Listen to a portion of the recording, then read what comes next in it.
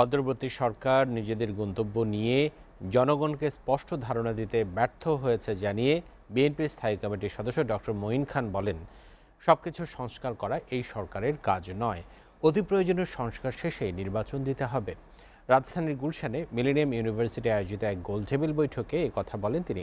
এ সময় বিএনপির সিনিয়র যুগ্ম মহাসচিব রুহুল কবির রিজভী বলেন, প্রতি বিপ্লবীদের ষড়যন্ত্রকে মোকাবেলা করে ছাত্র জনতার বিজয়কে ধরে রাখতে অন্তর্বর্তী সরকারকে আরও কঠোর পদক্ষেপ নিতে হবে। রিফাত শিশিরের প্রতিবেদন। রাজধানীর গুলশানে অন্তর্বর্তী সরকারের ২ মাস শীর্ষক গোলটেবিল বৈঠকে অংশ নেন বিভিন্ন রাজনৈতিক দলের প্রতিনিধি সহ নাগরিক সমাজের প্রতিনিধিরা।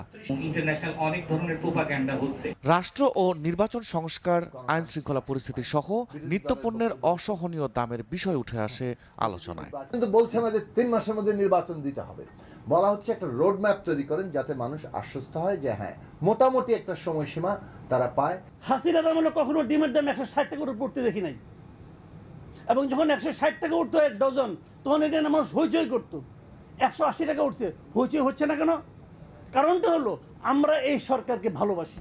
প্রতি বিপ্লবীদের ষড়যন্ত্র মোকাবেলা করে ছাত্র জনতার বিজয়কে ধরে রাখতে সরকারকে আরও কঠোর হওয়া প্রয়োজন বলে জানান বিএনপির সিনিয়র যুগ্ম মহাসচিব রুহুল কবির রিজভী।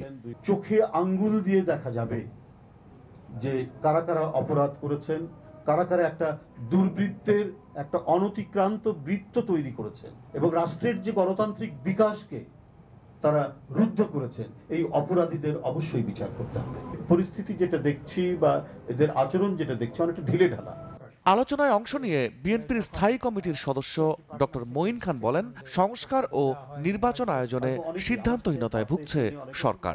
জনগণ যে ম্যান্ডেট দিয়েছে এই সরকারকে, এখানে কিন্তু একটা জিনিস বুঝতে হবে, ম্যান্ডেটটা কিন্তু তাদের খুব সহজ এবং একটিমাত্র ম্যান্ডেট, সেটা হচ্ছে বাংলাদেশকে স্বৈরাচার থেকে গণতন্ত্রে রূপান্তরিত করতে হবে। এটাই হচ্ছে এই সরকারের ম্যান্ডেট। সরকার যদি এখন মনে করে আমাদের দুনিয়া সংস্কার করার ম্যান্ডেট আমরা নিয়েছি, আগামী ১০০ বছর যাবত আমরা সেই দুনিয়া সংস্কার করব, এই ম্যান্ডেট কিন্তু ছাত্র জনতা এই সরকারকে দেয়। সংস্কার ও নির্বাচনী প্রক্রিয়া একই সাথে চলতে পারে বলেও জানান ডক্টর মঈন খান। আগে সংস্কার পরে নির্বাচন, এটা কোনো যুক্তি নয়। সংস্কার এবং নির্বাচন সমান্তরালভাবে চলবে, কথাটা আমি বলেছিলাম, এবং আজকে সরকার কিন্তু এটা স্বীকার করে নিয়েছে। রিফাত শিশির, এসএ টিভি, ঢাকা।